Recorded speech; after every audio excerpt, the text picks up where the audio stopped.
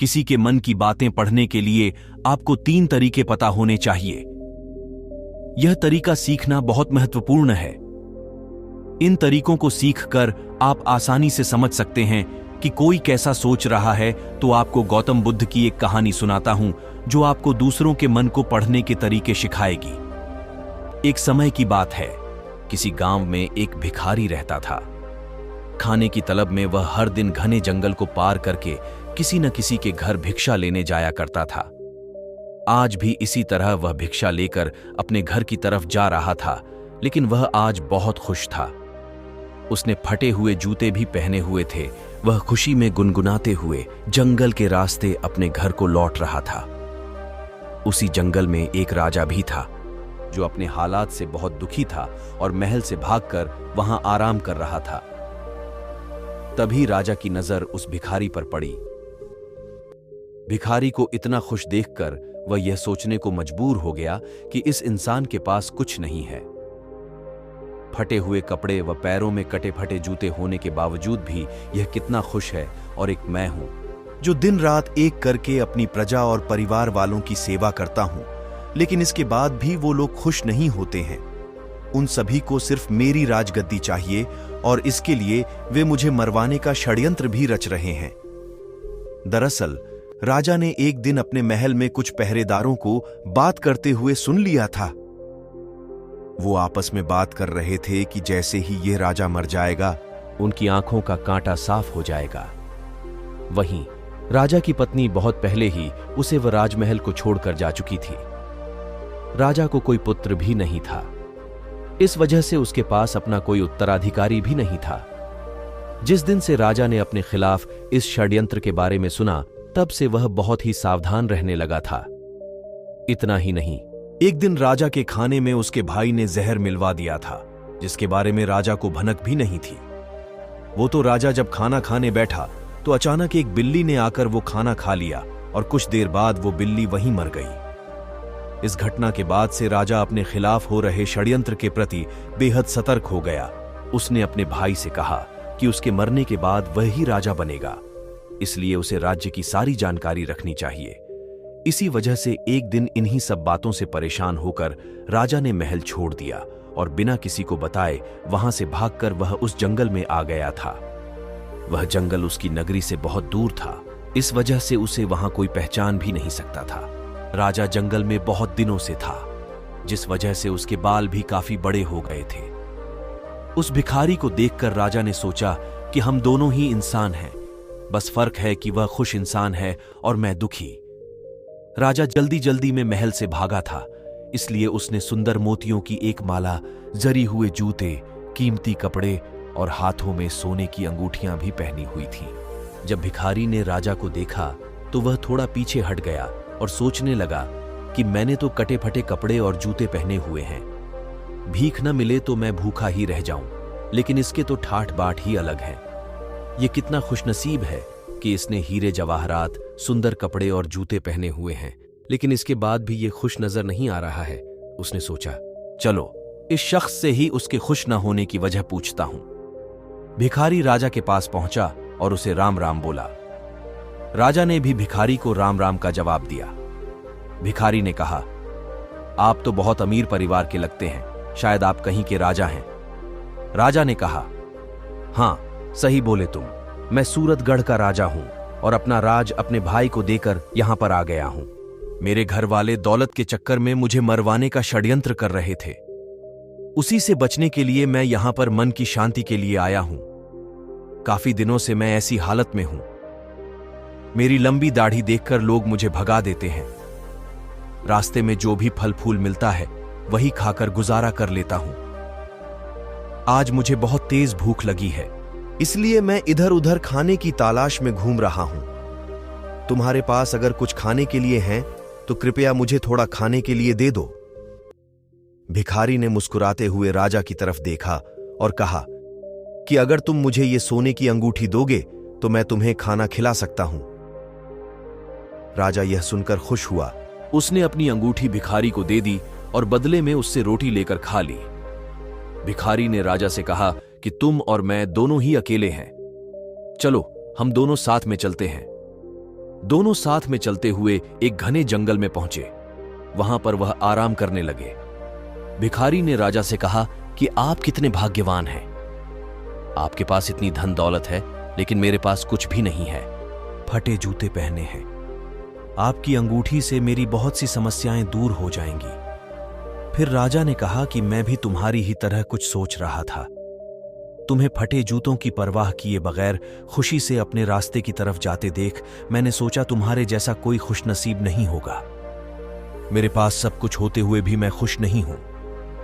हम दोनों की हालत एक जैसी ही है। फिर बातों ही बातों में उस भिखारी ने राजा से उसके राज्य की सारी जानकारी पूछ ली और फैसला किया कि रात में जब राजा सो जाएगा तो वह उसके कपड़े और गहने लेकर वहां से भाग जाएगा। जब तक राजा सोया नहीं तब तक भिखारी उससे मीठी मीठी बातें करता रहा।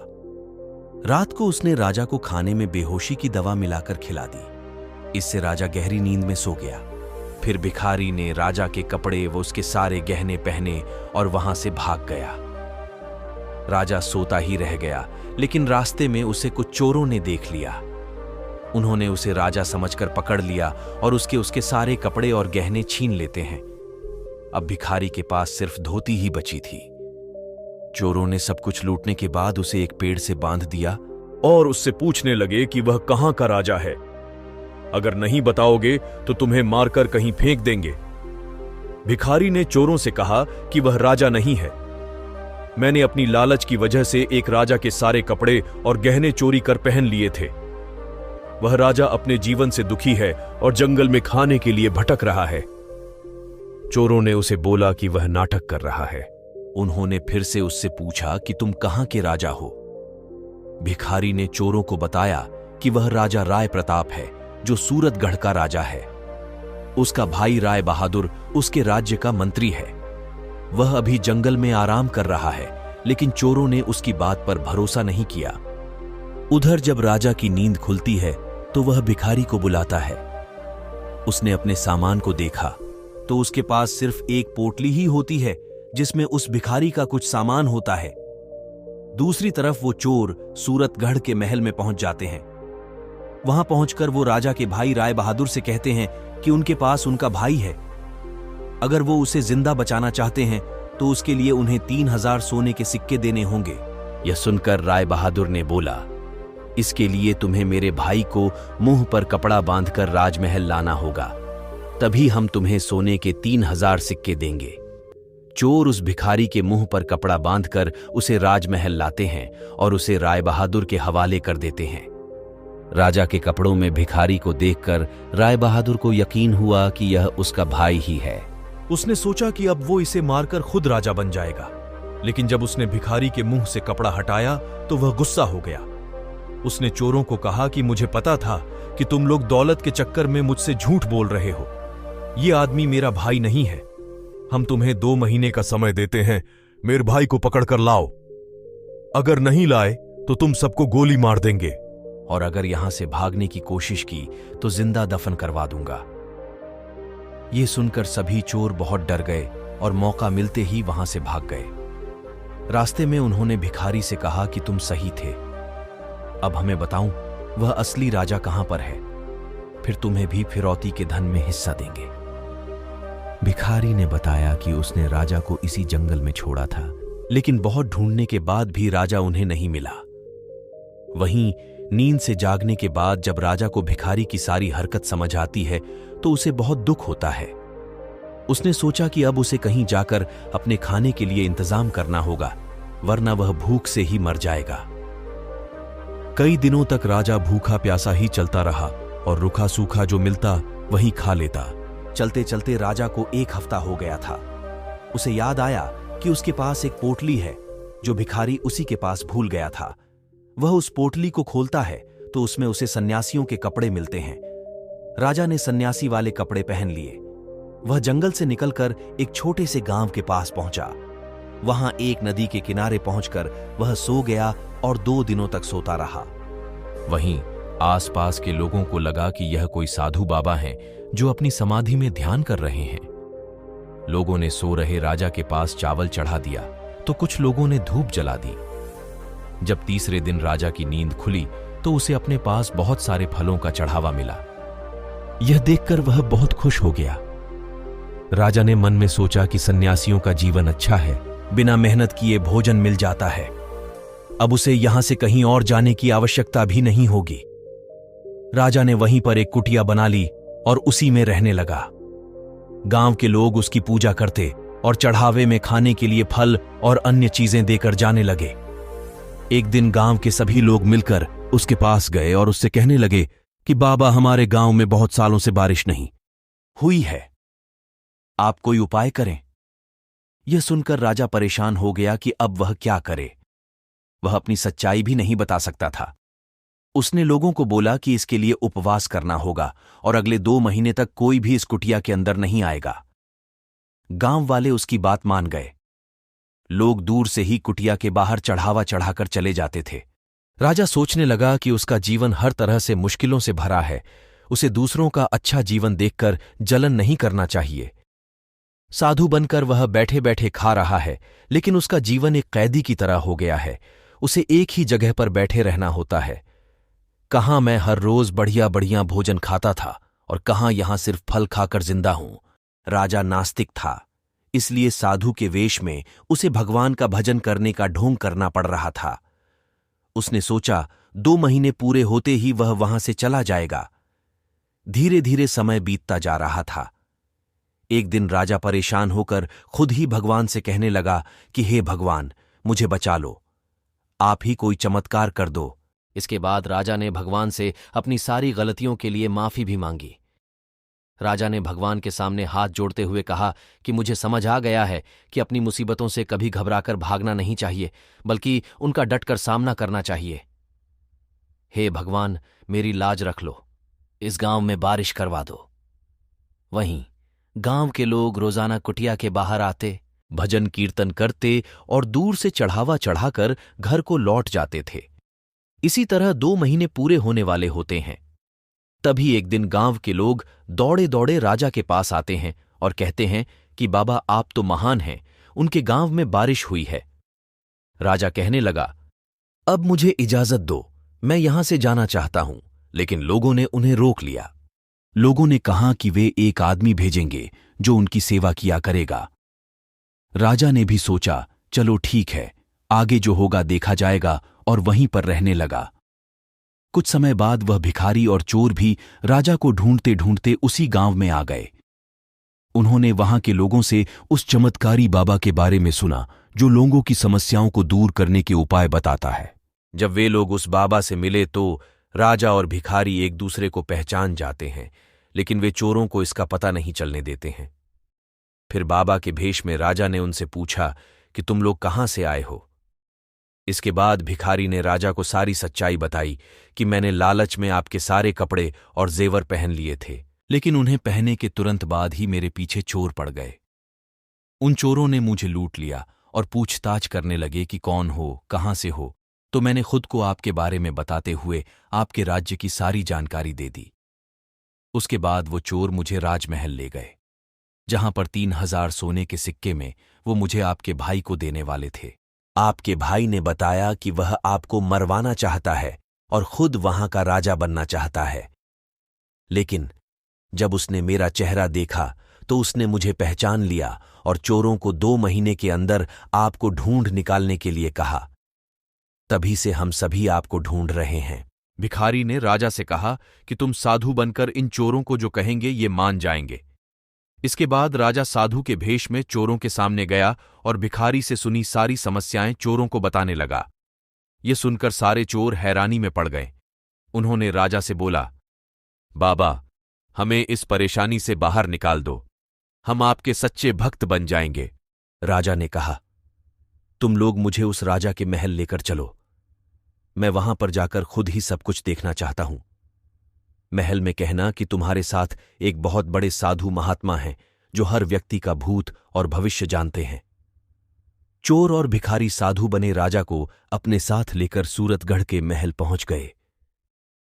चोरों ने राजा के मंत्री भाई से कहा कि हमारे साथ बहुत बड़े महात्मा आए हैं जो आपको आपके भाई राजा राय प्रताप से मिलवा सकते हैं। राजा अपने भाई को बहुत प्यार करता था, लेकिन अब उसे पता चल गया था कि उसका भाई उसके खून का प्यासा है। महल में साधु के रूप में आए राजा की खूब सेवा की गई। फिर उसका भाई उनके पास बैठकर बोला कि बाबा कृपया कर मुझे मेरे भाई से मिलवा दें। आज मैं इस राज्य का राजा बनने जा रहा हूं। मेरा भाई बिना कुछ बताए महल छोड़कर यहां से चले गए हैं। फिर वो साधु के रूप में राजा चोरों के पास गया और उनसे कहा कि मैं थोड़ी देर के लिए इसका राजा भाई बन जाता हूं। फिर उसने अपने राजसी कपड़े पहने और राज दरबार में आ गया। ये देखकर पूरी प्रजा हैरान थी। सभी लोग राजा को वापस आया देखकर उसकी जय जयकार करने लगे। उन्होंने राजा से पूछा कि वह इतने दिनों तक कहां पर थे। वहीं राजा का भाई यह सब देखकर हैरान था। वह लोगों से कहने लगा कि यह उसका राजा भाई नहीं है, बल्कि यह तो एक साधु है जिसने थोड़ी देर के लिए मुझे अपने भाई के रूप से मिलवाया है। वह अभी अपने असली रूप में आ जाएंगे और बाबा बन जाएंगे। राजा ने भी सभी को समझाते हुए कहा कि मैं थोड़ी देर में अपने असली रूप में आ जाऊंगा। इसके बाद सभी लोग राजा के भाई का राज्याभिषेक करने लगे। वह जैसे ही राजा की गद्दी पर बैठने वाला था, वैसे ही साधु बने राजा ने कहा, मैं खुद अपने भाई को राजा बनाना चाहता था, लेकिन एक दिन मैंने महल में लोगों को मेरे खिलाफ हो रही साजिश के बारे में बात करते हुए सुन लिया था। मुझे कभी भी यह नहीं पता चल सका कि इन सब के पीछे मेरे अपने ही भाई का हाथ है। अगर मेरा भाई मुझसे अपने राजा बनने की बात कहता तो मैं खुशखुशी उसे राजा बना देता, लेकिन इसने मुझे जहर देकर मारने का प्रयास किया। पर जिस पर भगवान का साया हो उसका कुछ नहीं बिगड़ता। यह सुनकर राजा का भाई राय बहादुर बोलने लगा कि यह साधु कुछ भी अनापशनाप बोल रहा है। यह हमें ठगने का प्रयास कर रहा है। उसने राजा को धमकी देते हुए कहा कि तुम यहां से जल्दी से दफा हो जाओ, वरना तुम्हें धक्के मारकर महल से बाहर निकाल देंगे। राजा का एक वफादार सेवक था। साधु बने राजा की बातें सुनकर वह रोने लगा। रोते हुए उसने बोला, मैंने आपको पहचान लिया है। आप ही हमारे असली राजा हैं। मुझे क्षमा कर दें। मैंने ही आपके खाने में जहर मिलाया था। इसके बदले में मुझे आपके भाई ने 1000 सोने के सिक्के देने का वादा किया था। आप मुझे माफ कर दो। मैं आपका असली गुनहगार हूं और इसके लिए आप मुझे जो भी सजा देंगे मैं उसके लिए तैयार हूं। अब राजा के जीवन की सारी सच्चाई पूरी प्रजा को पता चल गई थी। सभी लोग राजा के मंत्री भाई को घृणा की नजरों से देख रहे थे। राजा ने अपने महल के मंत्रियों को आदेश दिया कि वह अपने महल से अपने भाई को बेदखल कर रहा है। उसे आज ही 1 साल के लिए यह राज्य छोड़कर जाना होगा। जब उसे अपनी गलती का एहसास हो जाएगा तो वह महल में वापस आकर मेरे साथ काम करने का अधिकारी बन सकेगा। एक बार फिर से राजा राय प्रताप को अपने राज्य की राजगद्दी मिल गई और वह फिर से अपनी प्रजा की सेवा करने लगे। राजा ने भिखारी को अपने महल का मंत्री बना दिया और चोरों को भी महल में माली का काम दे दिया। 1 साल बीतने के बाद राजा का भाई भी महल वापस आ गया था। उसे अपनी गलती का एहसास हो गया था। महल वापस आकर उसने अपने भाई से माफी मांगी और पूरे कर्तव्य से अपना काम करने का वचन दिया। राजा ने फिर से उसे महल में उसका स्थान वापस दे दिया। प्रिय मित्रों, आज की यह कहानी आपको कैसी लगी कमेंट में जरूर बताएं और हमारे चैनल को सब्सक्राइब भी कर दें, जिससे आपको हमारी हर कहानी की नोटिफिकेशन मिलती रहे।